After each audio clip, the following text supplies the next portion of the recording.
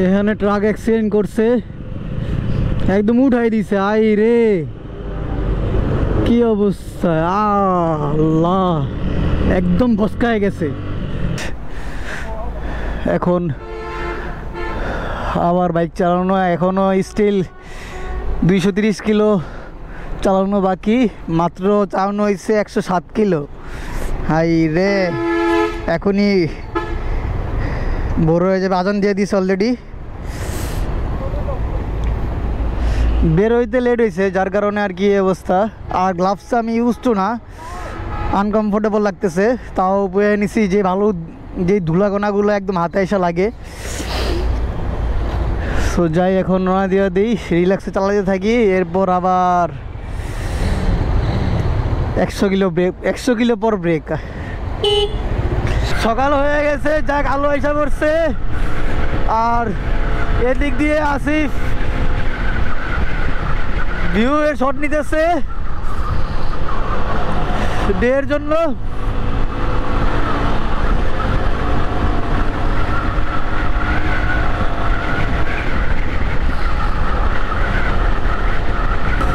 সকাল সকাল রাইড করার সে একটা শান্তি লাগতেছে, একদম ঠান্ডা বাতাস, মনে হয় শীত লাগতেছে, যত সামনে আগাইতেছি তত শীত লাগতেছে। আমরা 150 কিলো চালাই ফেলছি, আরো অর্ধেক রাস্তা। আল্লাহ রাস্তা শেষই হইতেছে না।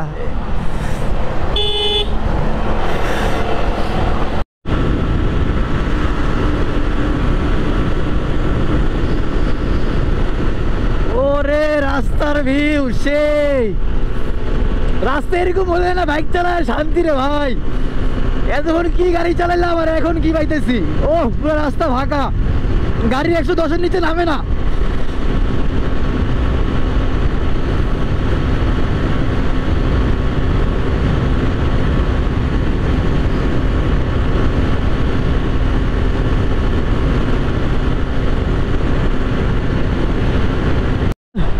চিটাগাং হাই রোডে এই সিএনজিগুলো অনেক পেইন, রং রোডে চলে আসছে আর হঠাৎ লেন পরিবর্তন করে ফেলে ইন্ডিকেটর ছাড়াই।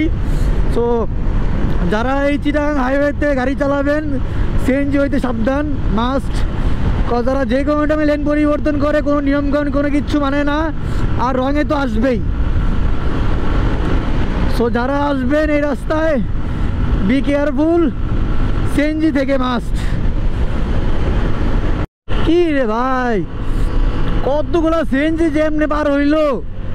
যে আমাদের চায়ের ব্রেক শেষ হয়ে এখন আবার রওনা দিব। সবার অবস্থা বেহাল অবস্থা, দিছি ব্রেক নেওয়া শেষ, এখন আবার রওনা দিব।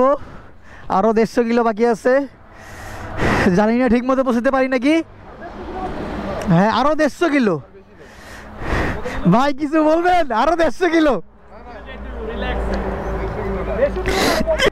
159 কিলো। আল্লাহ এখানে ট্রাক অ্যাক্সিডেন্ট করছে, একদম উঠাই দিছে। আই রে কি অবস্থা, আল্লাহ একদম বসকায় গেছে।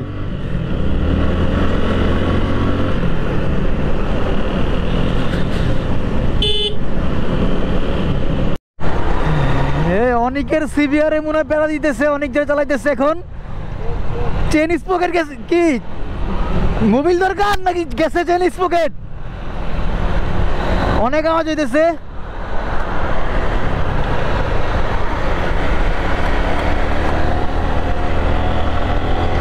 আর অনেকের পুরা গাড়ি অনেক আওয়াজ করতেছে, চেন স্পকেটে কিছু হয়েছে মেবি। শুকায় গেল, এত আওয়াজ করার কথা না। সামনে গিয়ে দাঁড়াবো, দাঁড়ানোর পর বোঝা যাবে কি অবস্থা গাড়িতে, ওর গাড়িতে কি হয়েছে। আমিও ফার্স্টে আমার গাড়িও একটু বাউলি মারছিল, ভাবছিলাম যে চাকা লিক হয়ে গেছে, পরে চেক দিয়ে দেখলাম না ঠিক আছে। বাট ও অনেক প্যারা খাবে অনেক এখন।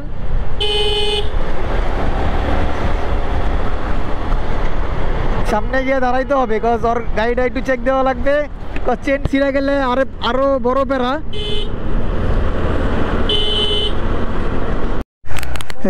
এই বায়োজিৎ লিঙ্ক রোডে আমরা অনেকক্ষণ রেস্ট নিলাম, প্রায় আধা ঘন্টা 40 মিনিটের মতো। এখন আবার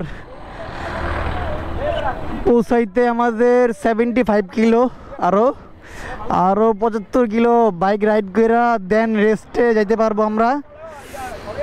ও এর ভিতরে আবার এই যে অনেকের গাড়িটা যে পেন দিল, এই যে আলবি রাইড করতেছিল যে গাড়িটা, এই গাড়িটা এখন আস্তে ধীরে যাওয়া লাগবে, কজ চেইন স্পকেটের যেই ইয়াগুলো থাকে, দাঁতগুলো থাকে, সবগুলা ক্ষয় হয়ে গেছে। কজ এটা এখন ডাবলিং নিয়ে চালাইলেই চেইন স্পকেট পুরোটা ছিঁড়া যাবে মাস্ট। সো এটা এখন একটু কেয়ারফুলি ড্রাইভ করবে। আর মেবি এটা পিলিয়ন এখন নিবে না, তো বাকি সব গাড়িগুলাই কম বেশি ওকে আছে। আমরা আবার রাইডিং শুরু করলাম। ও পাহাড় রাস্তায় এখন রাইড করে একটু ফিল পাওয়া যাবে। আর এদিক দিয়ে আসিফ আবার গ্রুপ ভিডিও নিতেছে।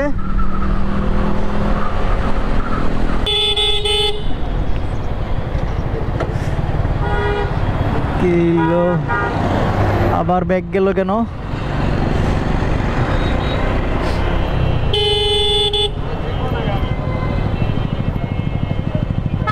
কিসে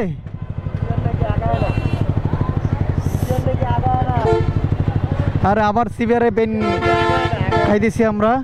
সিভিয়ার মেবি রাস্তায় আটকায় গেছে। আমরা বায়োজিৎ লিঙ্ক রোড ক্রস করে এখন এই উল্টা আসে কেন? বায়োজিৎ লিঙ্ক রোড ক্রস করে আমরা এখন বান্দরবানের পাহাড়ি রাস্তার দিকে, মেন শহরের দিকে যাইতেছি। এখনও আমাদের প্রায় 70 কিলো চালাইতে হবে। এখান থেকে আমরা গিয়ে উঠতেছি আর কি গ্রিন পিক রিসোর্ট, আগে থেকে আর কি বুকিং দেওয়া।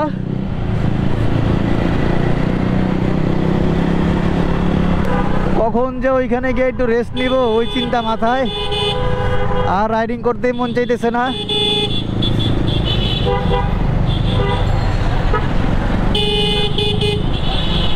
এদিক দিয়ে রাইড করে মনে হচ্ছে যে আমি ঢাকা সিটিতে আছি, মিরপুরের দিকে, উপরে ফ্লাইওভার, সিটি একটা ভাইব পাইতেছি। সামনে তো সুন্দর একটা ব্রিজ।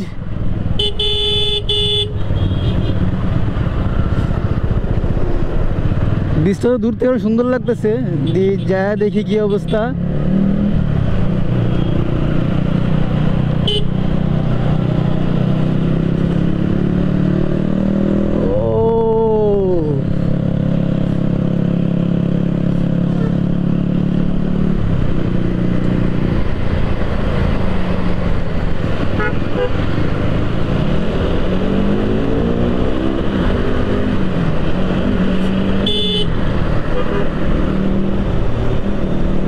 রে পাশে তো সেই ভিউ।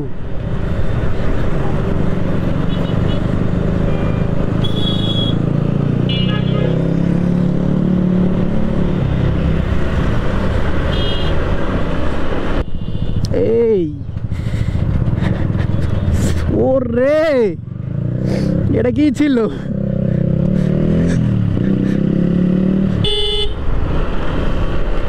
ইসিবি থেকে এই পর্যন্ত চালানো হয়েছে 304 কিলো। আমার এখনো 2 দাগ কাটা তেল আছে, তো এভারেজি বুঝতেছি আর কি 3.5 লিটার 4 লিটারের কাছাকাছি আমার তেল আছে। তো আমি এভারেজি আর কি যা বুঝতেছি 40 করে পাইছি লংয়ে, বাট আমার জন্য এটা কম। অনায়াসে 45-45 পাওয়ার কথা মাইলেজ, বাট কেন কম পাইলাম জানি না।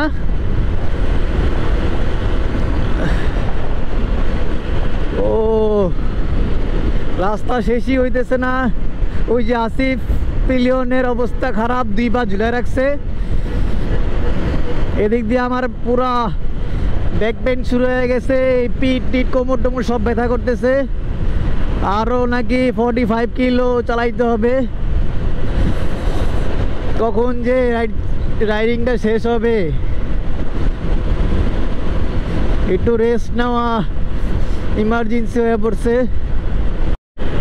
গতকালকে আসার আগে রাত 9টা পর্যন্ত ঢাকায় বৃষ্টি পাইছি।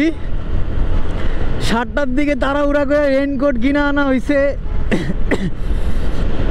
বাট এইখানে আইসা দেখি কোনো বৃষ্টি ছিটা ফোটাও নাই, উল্টা রোদ। ভাবছিলাম আসার আগে যে পুরা অর্ধেক রাস্তা বৃষ্টি পাবো, ওয়েদারও দেখলাম যে 75% বা 80% বৃষ্টি হওয়ার সম্ভাবনা আছে, বাট কোনো বৃষ্টির ছিটা ফোটাও পাই নাই। এটা ভালো হয়েছে, অনেক চিন্তায় ছিলাম যে 350 কিলো রাইড করব, তো এটার জন্য তো একটু প্যারা খাবো হালকা বৃষ্টি, বিকজ এটার জন্য চেনের সাউন্ড হবে, চেনে লুব ইউজ করা লাগবে, তারপর এই খটখট আওয়াজ করবে, সব কিছু রাস্তা স্লিপি হয়ে থাকবে, সব কিছু মিলে একটা চিন্তায় ছিলাম। বাট কোনো বৃষ্টিও হয় নাই, উল্টা রোদ। এখানে ওয়েদার অনেক ভালো। বাট বান্দরবন থেকে যখন কক্সবাজারের উদ্দেশ্যে আমরা রওনা দিব, তখন মেবি বৃষ্টি পাইতে পারি।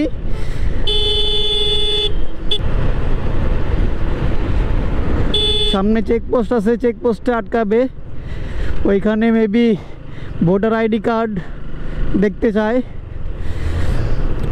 হালকা একটু প্যারা দিবে, চেক টেক করে দেন আবার ছেড়ে দিবে।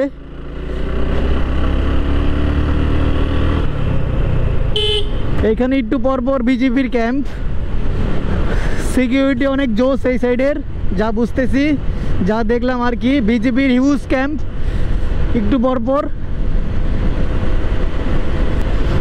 আর 3 কিলো চালাইলেই চেকপোস্ট পাবো, চেকপোস্টের পরই আর 10 কিলো মেবি, এরপর চালাইলেই শেষ। যে আমাদের চেকপোস্টের কাজ শেষ। ও পাহাড়ি রাস্তায় বাইক চালায় শান্তি আছে, বাট ইঞ্জিনে হালকা একটু প্রেশার পড়ে।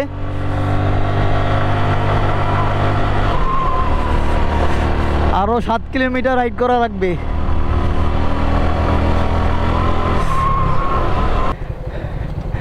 একদম রিসোর্টের সামনে চলে আসছি, গ্রিন পিক রিসোর্ট।